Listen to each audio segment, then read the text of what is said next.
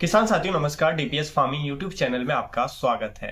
किसान साथियों, इस समय देश के अलग अलग हिस्सों में हल्की से मध्यम और कहीं कहीं तेज बारिश देखने को मिल रही है और पिछले कुछ समय से लगातार बारिश के कारण ह्यूमिडिटी हाई है।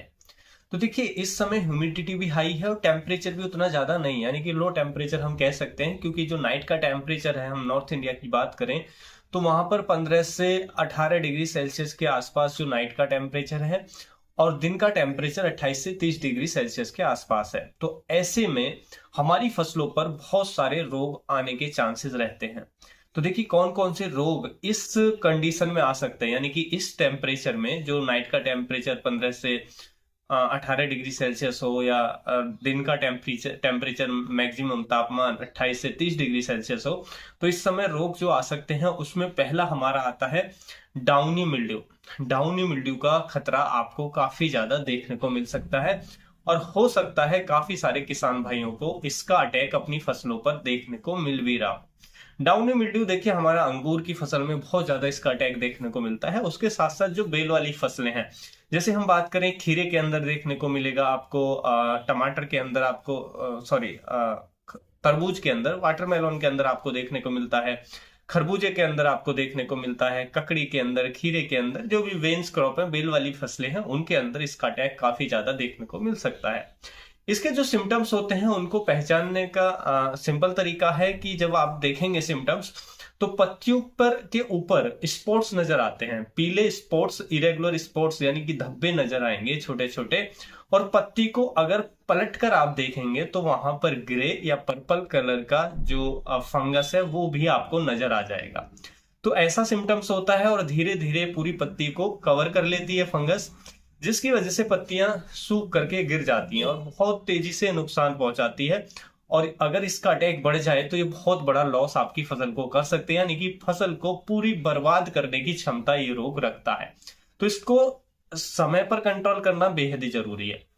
देखिए, किसान भाइयों के ये रोग आने के बाद वो जाते भी हैं मार्केट और दवाएं भी लाते हैं, लेकिन कभी कभी ऐसी दवाएं ले आते हैं कि वो उतना ज्यादा इफेक्टिव नहीं होती है उन पर, और उनके स्प्रे करने के बावजूद भी रोग फैलता ही जाता है।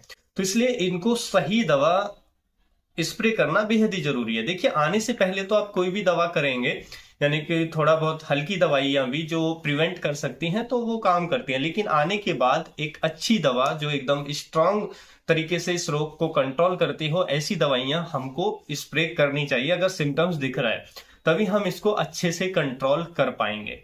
तो देखिए, सबसे पहले हमारा आता है बायर कंपनी का प्रोफाइलर के नाम से हमें एक दवा आती है जो डाउनी मिल्ड्यू को बहुत अच्छे से कंट्रोल करती है। तो आप इसका जरूर उपयोग करें। अगर डाउनी मिल्ड्यू का आपको सिम्टम्स दिख रहा है तो प्रोफाइलर का आप स्प्रे करें। उसके साथ साथ सिंजेंटा कंपनी की आती है एक ओरोंडिस अल्ट्रा फंजीसाइड के नाम से। ये भी डाउनी मिल्ड्यू के खिलाफ बेहद इफेक्टिव है, आने के बाद उसको कंट्रोल बहुत अच्छे से ये भी करता है। उसके साथ साथ एक हमारा बासप की देखने को मिलती है एक्रोबेट के नाम से, ये भी डाउनी मिल्ड्यू पर बहुत ज्यादा इफेक्टिव है। तो ये जो दवाएं हैं, रोग आने के बाद इनको अगर उपयोग करें तो बहुत ही अच्छे से रिजल्ट आपको देखने को मिल जाएंगे।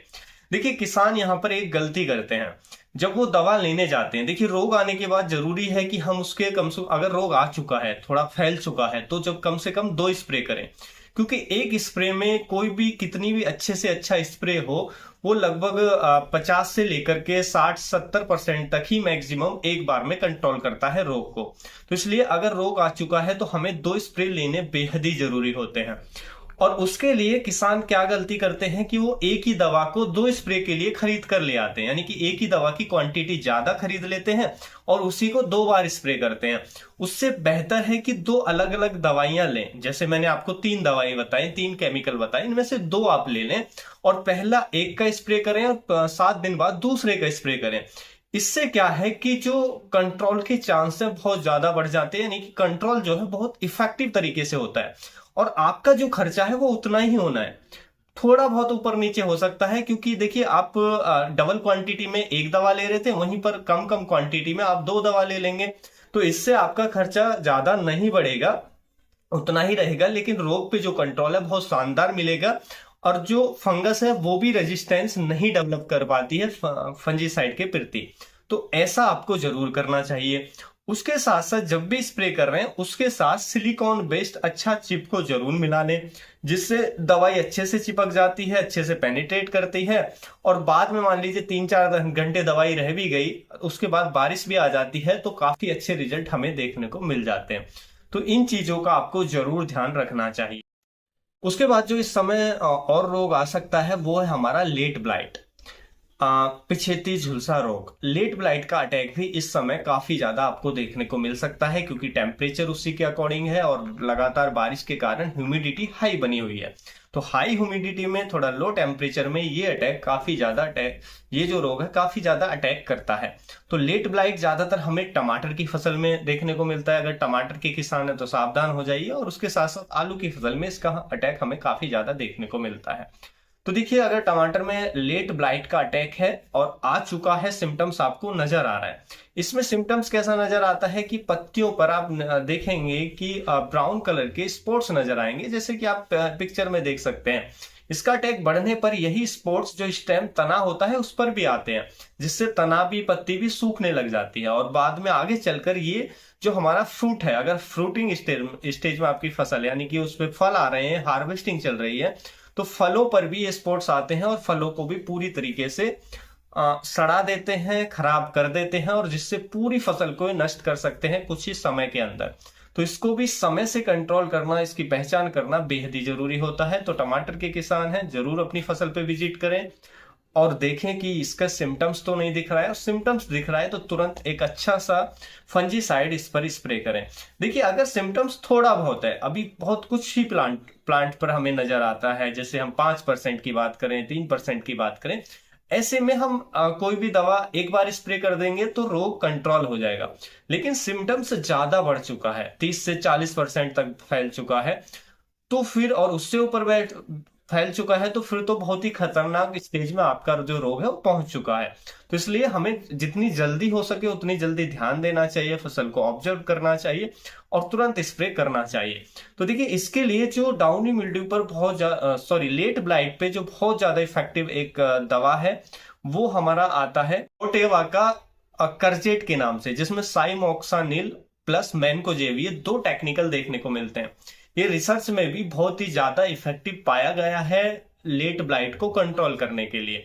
तो आप इसका स्प्रे ले सकते हैं, लेट ब्लाइट अच्छे से कंट्रोल हो जाएगा। दूसरा, बासप का एक्रोवेट आता है, तो वो भी अच्छे से जो लेट ब्लाइट है उसको कंट्रोल करता है। देखिए, जो बासप का एक्रोवेट है वो मैंने डाउनी मिल्ड्यू को कंट्रोल करने के लिए भी बताया था आपको, तो ये डाउनी मिल्ड्यू को भी अच्छे से कंट्रोल करेगा, लेट ब्लाइट पे भी बहुत ज्यादा इफेक्टिव होता है जो बासप का एक्रोवेट होता है, जिसमें डाइमेथोमॉर्फ टेक्निकल हमें देखने को मिलता है। तो आप इसका स्प्रे ले सकते हैं। उसके साथ साथ हमारा इक्वेशन प्रो के नाम से एक कोटेवा के जो दवा है वो हमें देखने को मिलती है, इक्वेशन प्रो। वो भी डाउनी मिल्ड्यू के खिलाफ, लेट ब्लाइट के खिलाफ ज्यादा इफेक्टिव होती है, यानी कि लेट ब्लाइट को वो भी अच्छे से कंट्रोल करती है।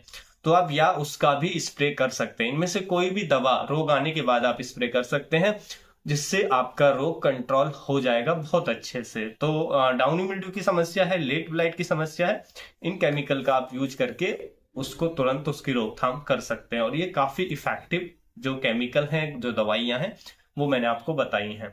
उम्मीद है किसान भैया जो आज की जानकारी है आपको अच्छी लगी होगी। जानकारी अच्छी लगी तो वीडियो को लाइक, शेयर एंड सब्सक्राइब करना बिल्कुल ना भूलें। फिर मिलेंगे हम आपको एक सी ही इंफॉर्मेटिव जानकारी के साथ, तब तक के लिए आप अपना ख्याल रखें। धन्यवाद।